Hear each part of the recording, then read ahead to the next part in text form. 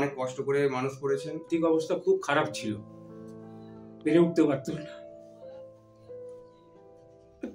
একটা বুট কেনার পয়সা ছিল না। মাঠের জয়ের উচ্ছ্বাসের বহু দূরে এক পরিবারের চোখের জল ৩১-এর রাত থেকে আর শুকোচ্ছেই না। না, কোনো দুঃখের না, এই চোখের জল এক দারুণ জয়ের। দারিদ্র্য সহ সমস্ত বাধার প্রাচীর পেরিয়ে আজ নিজের লক্ষ্যে পৌঁছে গিয়েছেন ঘরের ছেলে। মাঠের ওই কাপের সঙ্গে জীবনের যুদ্ধেও জিতে গিয়েছেন সুপ্রিয়। সন্তোষজয়ী দলের সদস্যদের জন্য চাকরির ঘোষণা করেছেন মুখ্যমন্ত্রী মমতা বন্দ্যোপাধ্যায়।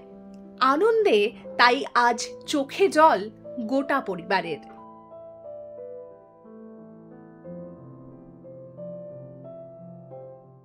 খেলাধুলাতে বারণ করতেন, এখন এইরকম, কি বলবেন? হ্যাঁ, তখন আর্থিক অবস্থা খুব খারাপ ছিল, বেড়ে উঠতে পারত না। একটা বুট কেনার পয়সা ছিল না। কি বলবো, এইভাবে কোন রকমের সংসারটা চালিয়ে ওকে করেছি, কষ্ট করে মানুষ করেছি। কি করব, তখন বই কেনার পয়সা থাকতো না, অপর লোকের জমি নিয়ে চাষ করতাম। তারপরে খুব বকাবকি করতুম, খেলাধুলায় কোনো চাকরি নেই, কি করবে, বেকার সময়টা নষ্ট হয়ে যাচ্ছে, তোমার বয়স হয়ে যাচ্ছে, একটা কাজ ফাজ করো। ও বলল, ওর মা বলল ঠিক আছে করুক না, অসুবিধে কি আছে, চাকরি ভাগি যখন কিছু নেই, বেকার আমি সময়টা নষ্ট করব কেন বলো। ওই দিনই বলেছিলাম যে একটা চাকরি ভাগি এতে ঢুকে পড়ো, কোনো কারখানায় ফারখানায় ঢুকে পড়ো। আর ছেলে তো এত বড় হয়েছে, কি বলবেন? ছেলে বড় হয়েছে, এবার অতখানি উঁচু পোস্টে উঠেছে, আমার খুব ভালো লাগছে। হ্যাঁ, সেদিনকার সেই বকাটা, সেই বকাটা এখন আমি বুঝতে পারছি যে কেন ভুগতাম, সেই জন্য সে আরো উঁচুতে উঠেছে। ছেলে বড় হয়েছে, এবার অতখানি উঁচু পোস্টে উঠেছে, আমার খুব ভালো লাগছে। আমার বাবা মা অনেক কষ্ট করে মানুষ করেছেন, কখনো কিছু মানে যখন যা চেয়েছি তখনই তাই পেয়েছি। যতটা পারে বাবা মা চেষ্টা করেছেন। তারপর আমার স্যার আছে সুমিবল সিনহা, তার হাত দিয়ে আমি বড় হয়েছি, তিনি আমাকে ফুটবল শিখিয়েছেন। ছোটবেলায় দাদু কত বকেছে, কান ধরে পর্যন্ত সাইকেল রেখে প্র্যাকটিস চলে যেত বলে রোদে, ওর ঠাকুমা দাদু কান ধরে কত বকেছে। এখন ওরা দুজনে থাকলে খুবই আনন্দ পেত, যেখানে খেলা হতো চলে যেত আমার ছেলে। এখন তো ছেলে অনেক কিছু করে ফেলেছে। হ্যাঁ, এখন কি বলবেন? এখন ভালো।